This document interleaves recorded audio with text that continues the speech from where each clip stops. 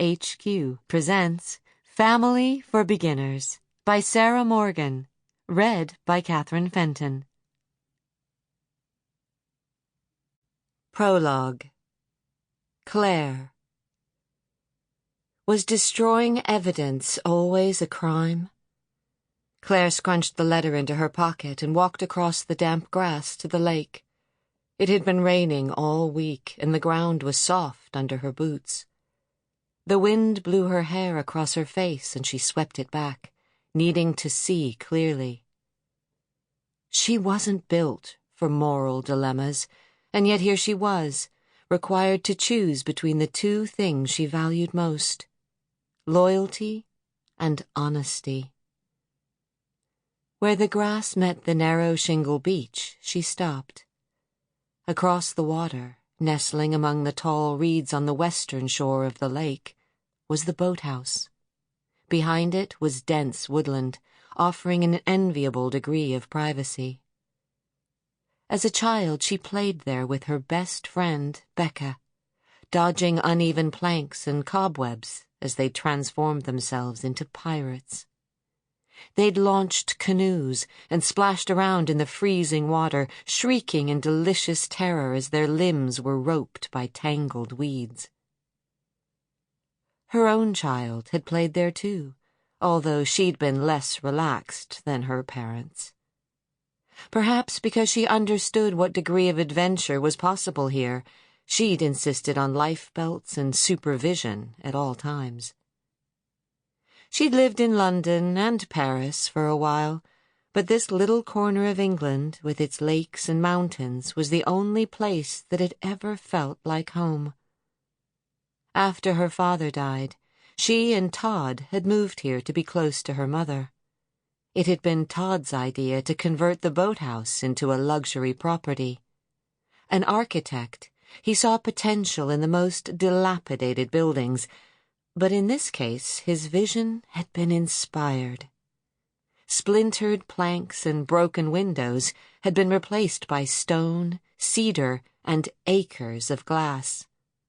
The upturned crates that had provided rough seating were long gone. Now, when Claire had time to sit down, she relaxed into deep sofas, cocooned by linen and luxury. But the true luxury was the position. The peaceful waterfront location attracted the most discerning of travelers, people seeking to escape the stress of the modern world and sink instead into the sybaritic pleasures of life on the lake, where their nearest neighbors were ducks and dragonflies. There were plenty of people willing to pay good money for that degree of seclusion. Claire and Todd rented out the boathouse for enough weeks of the year to guarantee themselves a healthy income.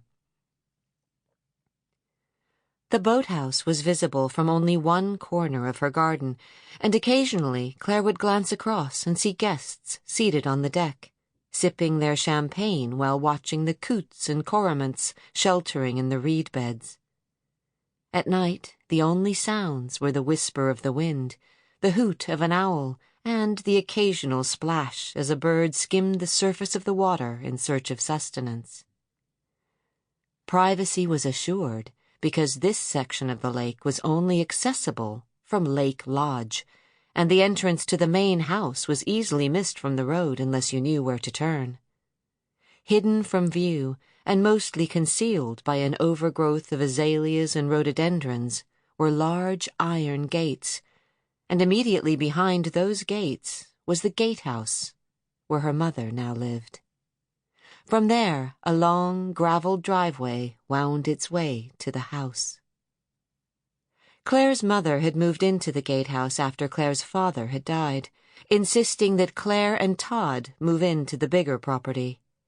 Almost on impulse, they'd sold their small London apartment and moved back to a place where the pace of life moved slowly. Like others, they came to breathe the air, walk the mountains, and sail on the many lakes. Her friendship with Becca had grown and matured here. Maybe it would have ended here, but now she'd never know, because Sample complete. Ready to continue?